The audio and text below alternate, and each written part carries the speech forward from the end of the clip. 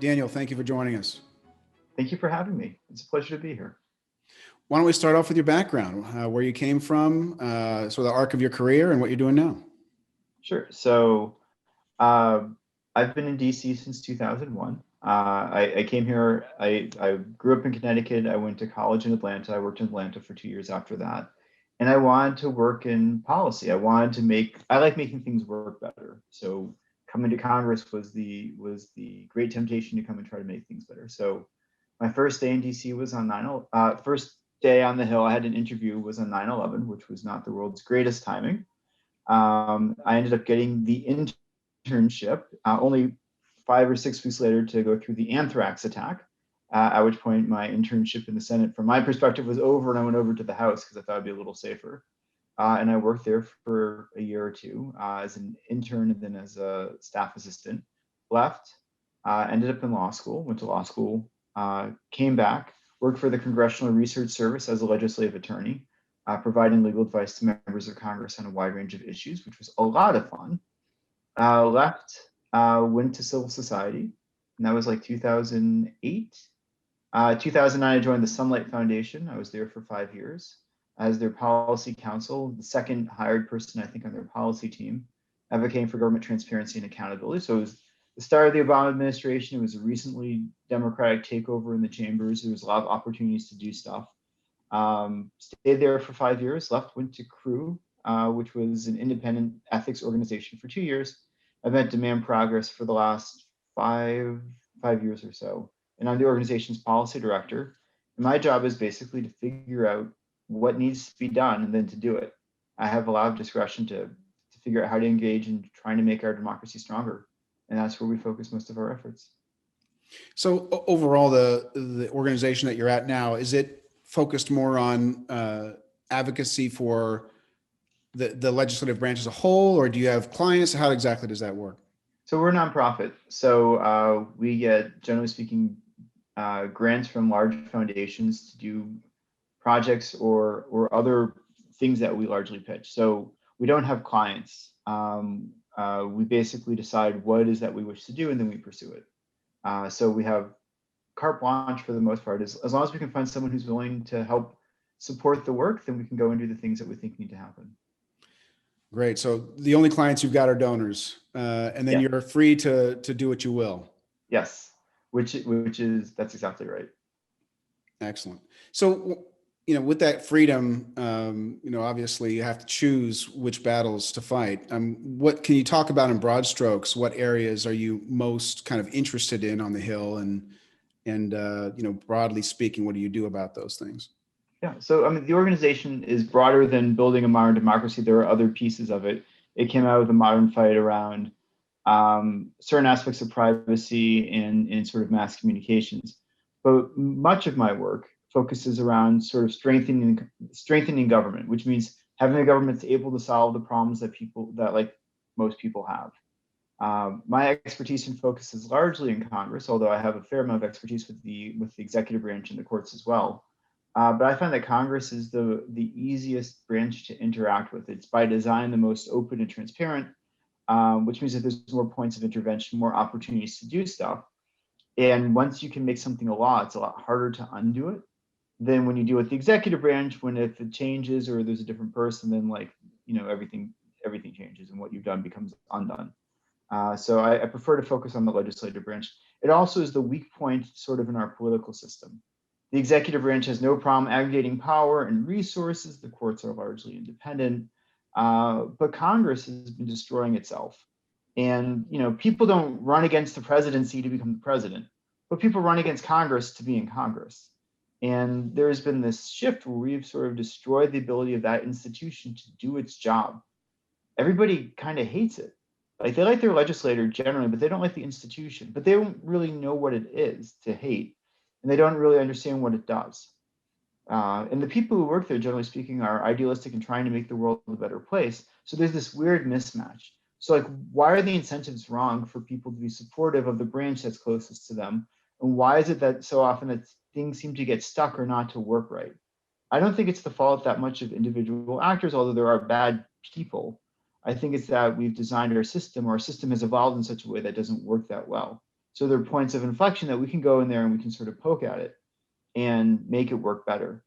So much of my career has been focused on trying to figure out what are the real problems beyond what you'd read like in an editorial, right? Like once you get past the 750 words that you can get published in the Times, like what's really the thing underneath it?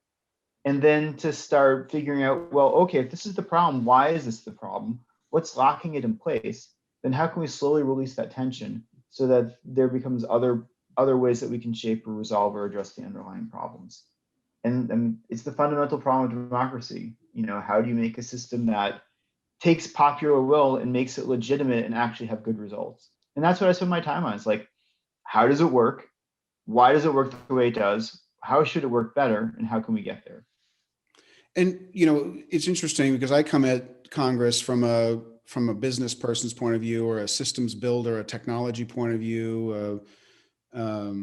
You're coming at it. It sounds like originally from a legal point of view, and even having some kind of tactical legal work, at least at CRS as it related to Congress. Can you talk more about that? And did that training influence the way you look at Congress? And so, I mean, I would think that I come at it from a systems perspective, and the legal is like a layer of it. So I think about like, what are the incentives for different people? And Congress is bound with the law, so you get a lot of like weird rigidity that comes from the framework that you set up. But ultimately, like this is about a bunch of people coming together and either doing stuff or not doing stuff and sort of bouncing off each other. So I think you and I may have more of a similarity in perspective. Like this really is a systems problem. How do you get all these different things to sort of interface and get a decent result? The legal side is a big component because there are just some things you can't do. People jokingly, or maybe not jokingly, say like abolish the Senate. Well, it's not possible, right? Like that is not a useful proposal in the world in which we operate, because you can't get there, right? There are a lot of places that you just sort of can't get to that solve reasonable problems. So like filibuster is a current debate. It is possible to address the filibuster, but it's very hard to do so for a whole bunch of boring legal reasons. Addressing money in politics is one of those things as well. It's actually like the problem, it's not that hard, right? If you could do anything, it's pretty easy to fix. But you have all these artificial constraints that are put onto it by the courts, or put onto it by the way the system sort of works, that you can't actually get to the underlying problem. So you have to do all these sort of kludges to try to solve it instead. And none of them really work all that well. So I think it's important to understand the legal framework. But the frameworks can change over time. For 220 years, it was understood there's no private right to gun ownership. But in the last 10 years, it's now understood that there is a private right to gun ownership. Like the legal understanding has changed. And this happens for 200 years, it was understood that congressional committees could tell agencies what to do. And then there was a Supreme Court decision in the 80s that said, well, actually, no, they can't. And it fundamentally changed the way our system works. So there are opportunity for sort of longer form plays where you can change people's understanding of the law. But that's really hard, and it takes a lot of money and a lot of time. And sometimes, I wouldn't say that they're shortcuts. If it takes 5 years to get there, it's not really a shortcut. But there are faster paths to accomplish some of the same things. And those are the things that I look at, particularly, in light of, we don't have a lot of money. We're not particularly well resourced. So what are the points of leverage that a person or a couple of people can bring to bear to sort of change the state of the system? And that's really where we focus. So if we talk about some specific areas related to Congress, one of them is technology. And I know this is an area you've spent some time in. Can you talk about what you see in Congress as it relates to technology, and where you're coming out in your advocacy? Yeah. So, I mean, I often jokingly say, like, the information revolution never quite made it to Congress. The system is designed for like human touch. Like everything's done by people, and it doesn't always make sense. So until recently, if you wanted to introduce a bill, you had to physically walk it over and stick it in a box called the hopper. In the Senate, you still have to do this. That's dumb, right? Like, how much time are you wasting to go and to do this, or to do an extension of remarks? If you want to do a side-by-side comparison of two bills to show what's changed, you shouldn't be having these two pieces of paper on the table and with your green eye shades out and your red pen and being like, no, like that's amenable to a technological solution. If you're getting calls from constituents who need your help to get the release form, you shouldn't mail it to them. wait for them to get it, fill it out, and have them mail it back to you, right? You should be able to like send them the e-doc and they fix their signature electronically and you can go ahead. But there's a lot of things that just go slowly because they require, because the current systems require in-person stuff. And some of it's like, I'm giving you sort of prosaic examples, but they're like harder examples. So I'm a new staffer and I'm working on this bill. Well, this bill is the same as this bill that existed in the prior Congress. How would you know that if you hadn't been there? How would you know? You wouldn't. Like, you can go Google for it, you can try to like look on Congress, you can spend a lot of time doing manual research on that kind of thing. But that's a waste of your time. Shouldn't you have a system where you look at the bill and you're like, oh, here's all the people that supported it before, and here's all the different versions that came through, and here's the committee votes, and here's the CBO scores, and here's the CRS reports. Like, you know, you think about what people need to be able to do their jobs, and whether you're making it easy for them or whether you're making it hard for them. And right now, most of what's created in Congress makes it really hard to do the stuff that they need to do. The technology doesn't support them in solving the underlying questions that they're trying to address. So they have to struggle with it. One thing that the COVID pandemic has been helpful for has actually been giving a giant shove to Congress, because all of a sudden, you know, people said for years and years and years, Congress is an in-person place. You have to be there in person. There's no other way. Well, when it turns out that there's a global pandemic where being together with other people might result in your death, well, it turns out staff can actually work from home and get the job mostly done. You can have remote hearings. You don't have to be there in person. In fact, you can have witnesses from around the world. You don't have to worry about who can afford to fly in to attend.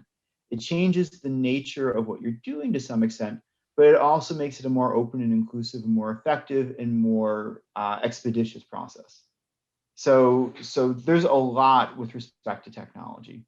But when people are building their stuff, to the extent they build new stuff, it's to solve like the world's tiniest problem, right? They don't think globally like this thing could plug into these other things. They think about this one little thing that they're doing and they never think beyond that. They never think about how to maintain it. They never think about interoperability. They never think about cybersecurity.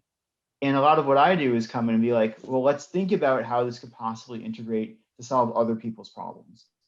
And that's the promise of technology is like this collaborative environment where we can collectively solve larger problems that are experienced by other people than just the person who's building the tool. Yeah, I think, but part of that comes back to your previous point about incentives, right? What incentives do they have to put those systems into place when, you know, on the one side, not a lot of people care or look inside of Congress and want it to improve as an institution as one of their high priorities in life.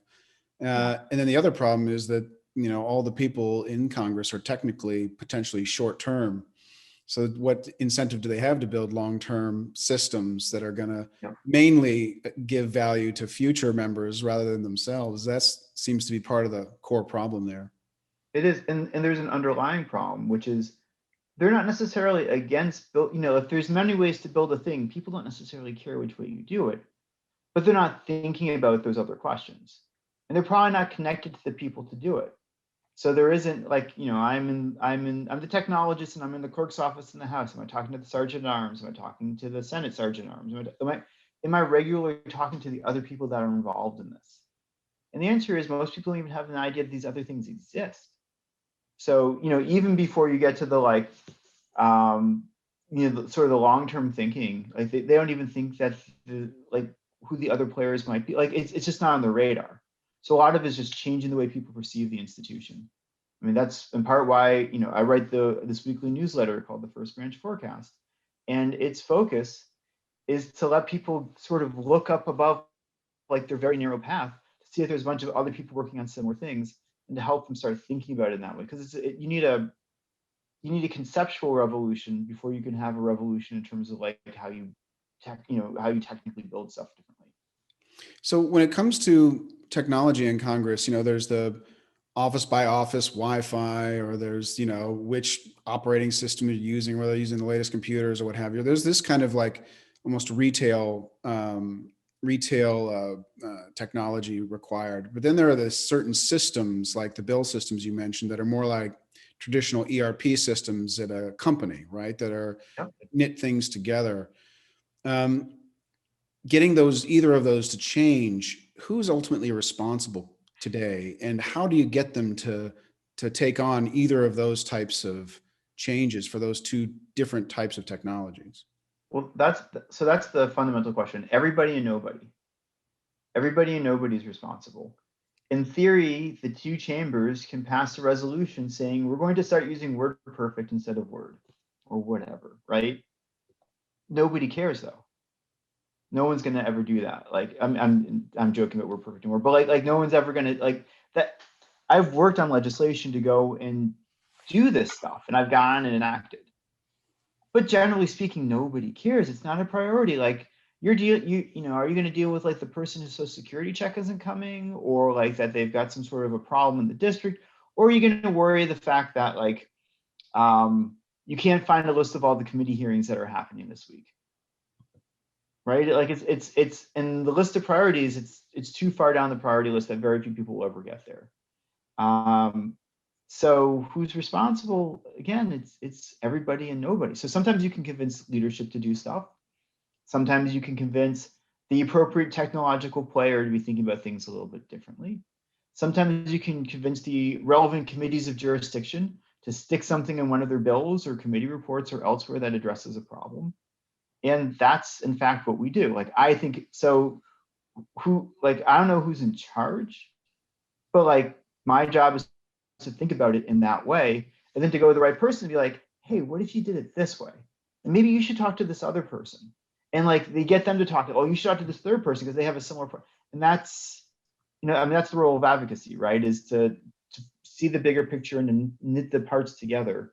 Because they don't communicate that well. And actually where I've had my best and most ironic success, I think, is there's now something called the Bulk Data Task Force, which is a working group of pretty much all of these players that we just described to build things around legislative information.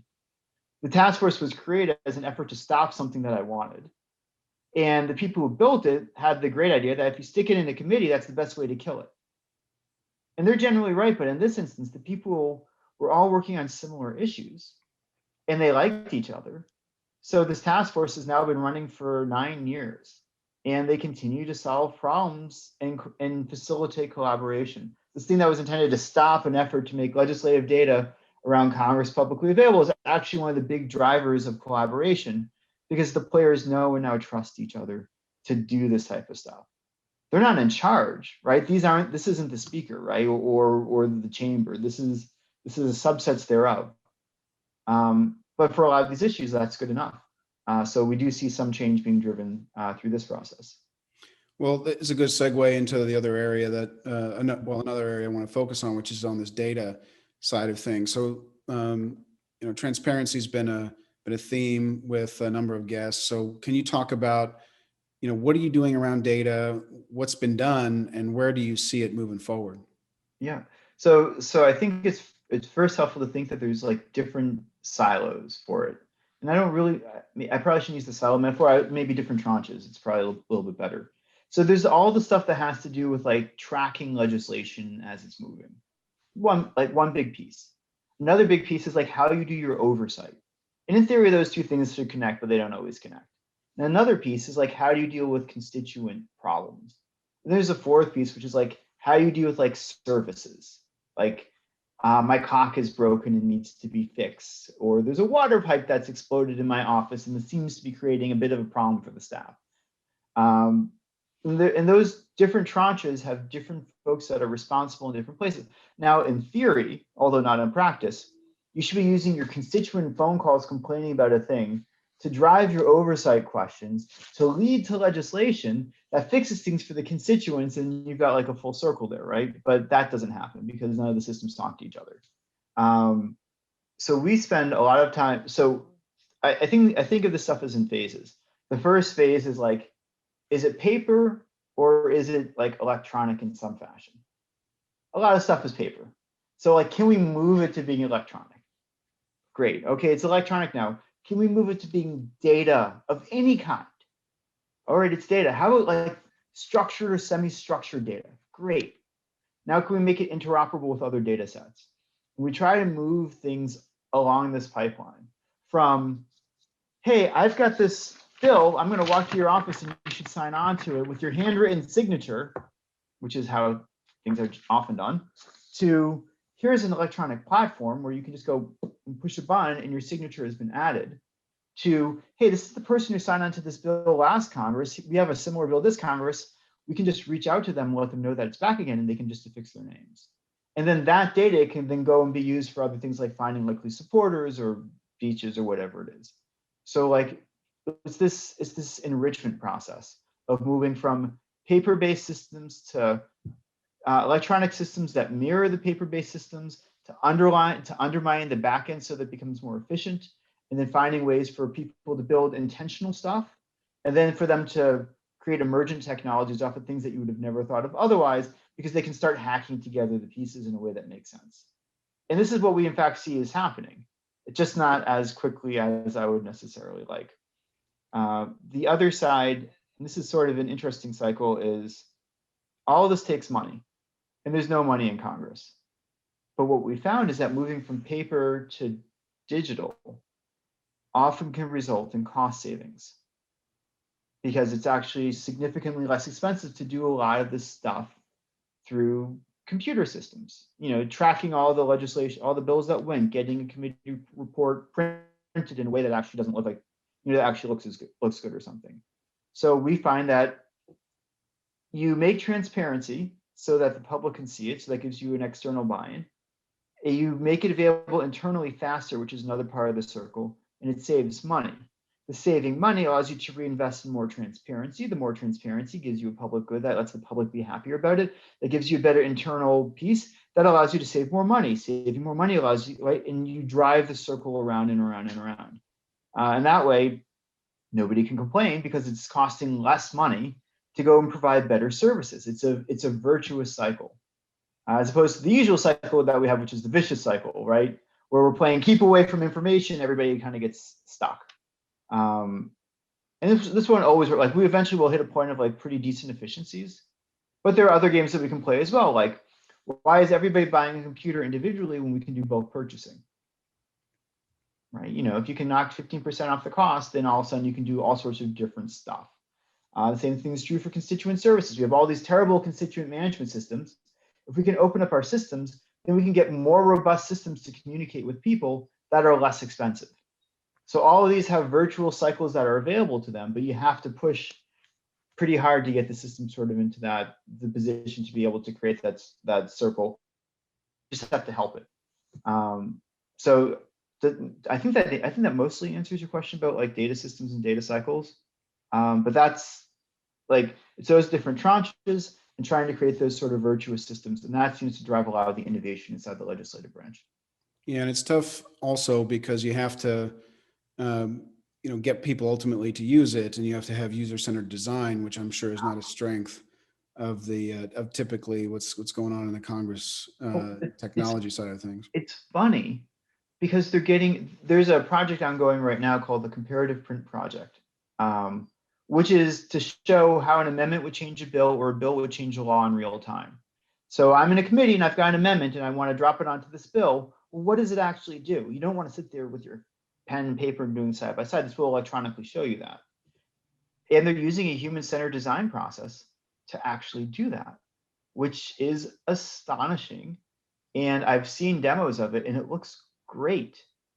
Like, they fixed a lot of their data problems in the back end, and I think they may be letting the perfect be the enemy of the good. I think they're ready to deploy, and they're afraid of like having it not be perfect. But it's a great system, and they're going to deploy it this year. And the biggest hangup has been money, and so rarely do they do human-centered design. Usually we have to force it on them, but this is one that they did themselves, and they're actually doing a really good job. So largely not, but sometimes yes. So can you tell me about obviously when you digitize things, you can then release them to the public in a more efficient manner rather than, having them in a library somewhere. Can you tell me what you've been doing in that regard? Because I know that you've done a lot of work as it relates to making a lot of this data available to the public. Yeah. So we spent a lot of time. There's a website called congress.gov, which I know you're aware of. It used to be thomas.gov, which was its predecessor site. there's a lot of data behind it around bills, summary, and status information. What's this bill? Where is it going? What has happened with it? The Library of Congress refused for a long time to publish the underlying data behind it. It just published this bunch of static pages, and people were scraping it and trying to take Humpty Dumpty's eggs and put it back together to talk about what the process was. So this bulk data task force that I mentioned earlier was attempted to address the question of whether they should actually publish all this information in bulk. And they were like, yeah.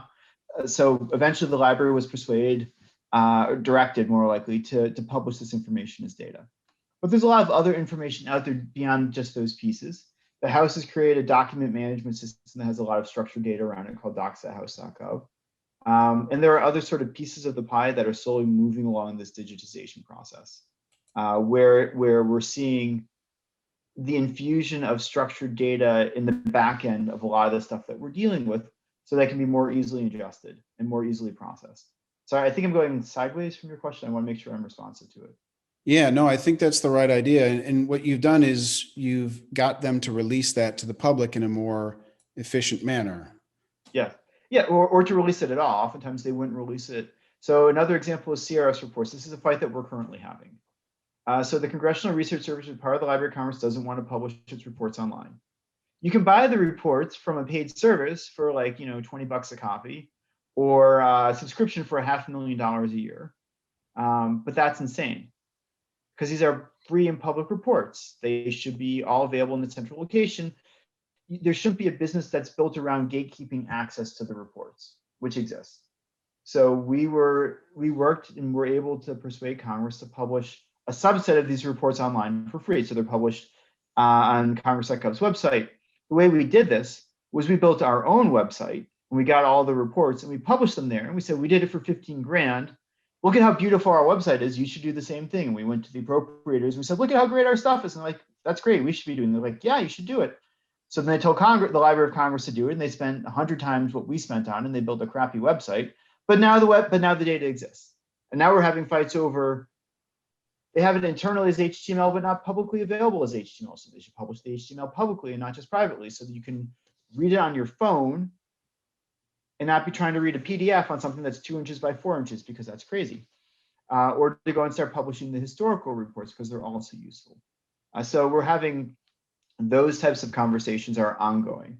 And this exists for a lot of data sets, like CBO, how they publish the reports, GAO, how they publish the reports, how committee documents are published, things like that. So when you're on the beach and you're like, gosh, I really want something good to read, there's this great government accountability report on COVID spending from the last fiscal year, and I want to download it and read it on my Kindle, you should be able to. And more importantly, I mean, I'm being a little facetious, you maybe not at the beach, you seem like a guy who would like the mountains more than the beach, but besides that, being able to grab stuff from the data. So this report refers to this bill number. This bill number is obviously relates to this bill. So being able to draw these connections allows you to start mapping the data, to see what the interrelationships are, so you can surface information for staffers that's relevant for them at the time that it's relevant for them. Because I mean, as you know, there's like push and pull information. You can shove stuff at people, or you can have them sort of searching for stuff.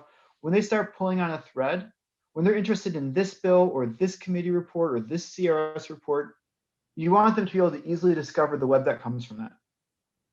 And that really relies on having data and not just like a bunch of PDFs online. So we're working really hard to make that possible, so that you don't have to know the answer to your question before you start looking for it. You can have an optimal discovery path that saves you the most time, because time is the one commodity that nobody has, right? Like that's the hardest thing for staff, is to be able to spend time on an issue.